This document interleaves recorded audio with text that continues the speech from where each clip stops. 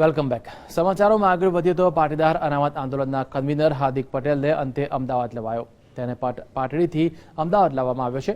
હાર્દિકના વકીલ BM માંગુકિયા હાર્દિકને અમદાવાદ લઈને આવ્યા અને તેને ગુરુવારે સવારે 11 વાગે હાઈકોર્ટમાં રજૂ કરાશે. હાર્દિક બુધવાર સાંજથી જાણે કે પકડદાવ રમી રહ્યો હતો. હાર્દિકને લઈને હળવદમાં હાઈ વોલ્ટેજ ડ્રામા સર્જાયા બાદ તમામ લોકો પહેલા ધાંગધ્રા અને બાદમાં વિરમગામ તરફ ગયા. મીડિયા કર્મીઓને કલાકો સુધી સેંકડો કિલોમીટરની રજળપાટ કરાવ્યા બાદ પણ હાર્દિક ક્યાં છે અને શા માટે જાહેરમાં આવતો નથી તેનો ફોડ પાડવામાં નહોતો આવ્યો. અંતે 7 વાગ્યાની આસપાસ હાર્દિક પાટડીમાં જાહેરમાં દેખાયો અને તેણે આક્ષેપોની છડી વરસાવી. હાર્દિકે દાવો કર્યો હતો કે કોઈએ જાનથી મારી નાખવાની ધમકી આપીને તેને રસ્તા પર છોડી દીધો હતો. અડધો કલાક રસ્તા પર ઊભા રહ્યા બાદ ગામના પાટીદારો તેને ઓળખીને લઈ ગયા. કોણ તેને લઈ ગયું હતું કે હાર્દિકને ખબર નથી, પરંતુ તેને આશંકા છે કે પોલીસ જેવા લોકો તેને ઉઠાવી ગયા હતા. સાથે જ ધમકી પણ આપી હતી કે આ તારી છેલ્લી સભા છે, હવે આંદોલન છોડી દેજે, નહીતર મારી નાખીશું. 26 કલાકની સંતાકુકડી બાદ સામે આવ્યા બાદ પછી હાર્દિકે આવું નિવેદન આપ્યું. હવે ગુરુવારે હાર્દિકના વકીલ હાઈકોર્ટમાં હેબિયસ કોર્પસ મામલે હાર્દિકને રજૂ કરશે.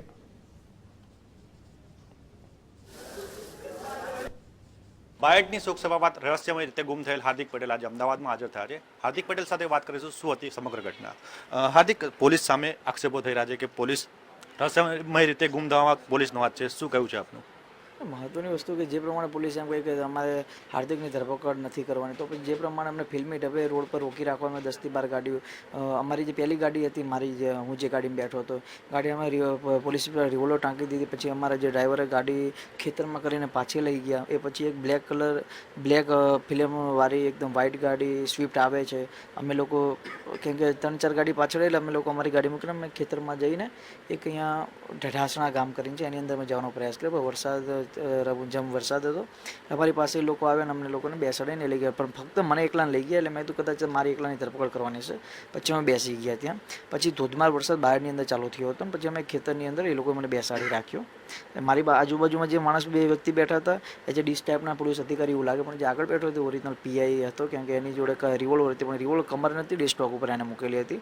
પછી ત્યાંથી મને મોડાસા વિસ્તારમાં લઈ ગયા અને ત્યાંથી મહેસાણા ગ્રામ્ય વિસ્તારમાં થયો. પણ એક જ આ દરમિયાન એક જ શબ્દ હતો કે હવે પછી ગ્રામ્ય વિસ્તારમાં સભા થશે, ઠોકી દેવામાં આવશે, આંદોલન છોડી દો, આમાં કોઈ મજા નથી. એવા પ્રયાસો વાત જ ફક્ત એક વખત પાણી આપવામાં આવ્યું, કોઈ જગ્યાએ અમને રોકી નથી રાખી ગાડી. પ્રાંતિજવાળા ગ્રામ્ય વિસ્તારમાંથી એ લોકોએ મને મહેસાણા લઈ ગયા. પણ મારા મતની અંદર એ જ હતું, મેં તો કદાચ પોલીસ હોય તો જે નાકાબંધી ઉપર જે બધી પોલીસ હતી એને રોકતી નથી, અને જે પ્રમાણે રિવોલ્વર મૂકી હતી તો ક્યાંક જે પોલીસ હોય તો જ એને ન રોકવામાં આવે. અને પછી મહેસાણા જઈને મને અલ્ટો ગાડીમાં બેસાડ. અલ્ટો ગાડીમાં જે પાછળ 2 વ્યક્તિ હતી એ જ મારી પાસે બેઠા, પણ બીજી ગાડીમાં જે બેસવાની ત્યારે આગળના 2 વ્યક્તિ નહોતા, જે પોલીસ ઇન્સ્પેક્ટર જેવો લાગતો હતો એ વ્યક્તિ. પછી ત્યાંથી અલ્ટો ગાડીમાં લઈ જઈને બહુચરાજીવાળા વિસ્તારથી પાટડી વિસ્તારે લઈને માળિયા હાઈવે ઉપર અખિયાણા ગામ છે, અખિયાણા અને ધર્મટની વચ્ચે છોડી દીધો. પછી ત્યાં 45 મિનિટ ત્યાં રોડ પર રહ્યા. પછી પટેલનું ગામ છે અખિયાણા ગામ, ત્યાંથી લોકો એક કરતા જે ખેતરોમાં જતા એટલે એમને મને જોઈ ગયા હાર્દિક પટેલ. મેં હા. મને કે હાર્દિકભાઈ તમે ધરપકડ હતી? મેં હા. મને ત્યાં છોડ્યું અહીંયા. મને કે કોનું કામ હે? મેં તો મને ફોન આપો. પછી મેં ફોન આપીને કેતનભાઈને દિનેશભાઈ રિંગ કરી, પણ એ ઉપાડતા નહોતા ફોન. ભાઈ અમારા વિરંગામના એક મિત્ર છે જયેન્દ્ર કરીને, મેં એને રિંગ કરી. મેં કીધું જયેન્દ્ર દિનેશભાઈને એમને કહે કે ફોન ઉપાડે, પણ છતાં એ લોકો ફોન નહોતા ઉપાડતા. પછી મેં મેસેજ કર્યો કેતનભાઈને. મેં તો કેતનભાઈ હું હાર્દિક હું તકલીફમાં છું, કોલ ઉપાડું. પછી એમને મારો ફોન ઉપાડ્યો. અને પછી એ લોકોએ કીધું કે અમે લોકો નહીં આવી શકીએ, કે અહીંયા પોલીસ નીચે જે ક્રાઇમ બ્રાન્ચના લોકો હતા એ લોકોએ હળવદ અને ધાંગધ્રાના મિત્રોને ફોન કર્યો. પછી ધાંગધ્રાવાળા મિત્રો આવીને મને ત્યાંથી લઈ ગયા. આવી રીતે પણ મહત્વની વસ્તુ એ છે કે 188 જેવી સામાન્ય કલમમાં આ પ્રમાણે કિડનેપ કરવાનો પણ આ જે કાર્ય છે આંદોલનને તોડવા માટે. અને બિહારમાં જે અમારી સભાઓ થવાની છે, બિન રાજકીય સભાઓ, એ લોકો રાજકીય સભા સમજી રહ્યા છે અને અમને બિહાર જતા રોકવા અને આંદોલન તોડવાના પ્રયાસો કરી રહ્યા. બિલકુલ. ગઈકાલ પછી જે સમગ્ર ઘટના હતી કોના ઇશારે થઈ રહ્યું શું લાગે છે? આંદોલન તોડવા માટે બધા પ્રયાસો છે, પણ હું એટલું જ કહીશ કે ભૂતકાળમાં જે અધિકારીઓ પર બનાવો બનેલા છે ને એ અધિકારીઓની હાલની હાલત જુઓ. કોઈના કહેવાથી આ પ્રકારના કાર્યો ન કરવા. મહત્વની વસ્તુ એ કે એ લોકોની જે ભાષા હતી ઠોકી દેવાની ભાષા, કે હવે પછી ઠોકી દેવામાં આવશે, એ ભાષા વેરાયટી લાગતી હતી. પણ હું એક જ શબ્દ બોલ્યો કે આંદોલન ચાલુ રહેશે, તમારાથી જે કરવું હોય તમે કરી શકો છો.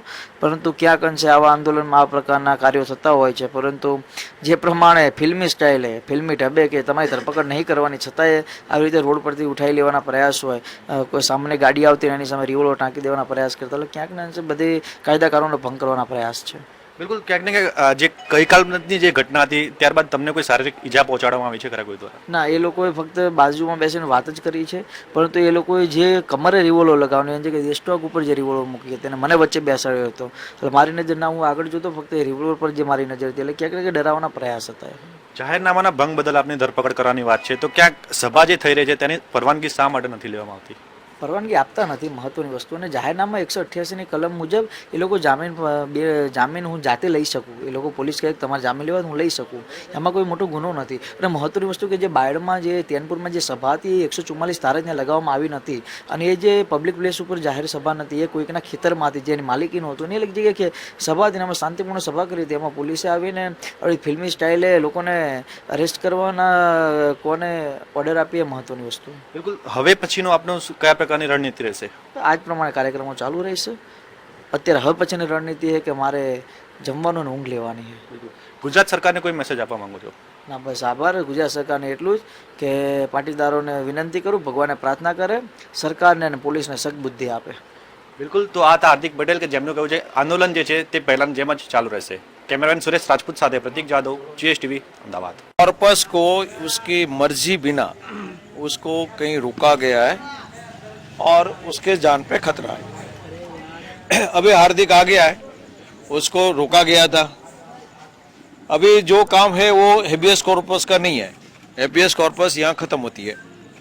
बाकी की जो बात होगी वो हार्दिक या तो FIR करने का कोर्ट बोलेगी या तो कोर्ट डायरेक्शन देगी कि हार्दिक को किसने उठाया, क्यों उठाया और उठाने वाले कौन है, पुलिस वाले है कि पुलिस के नाम पे कोई और आदमी थे तो किसने भेजा.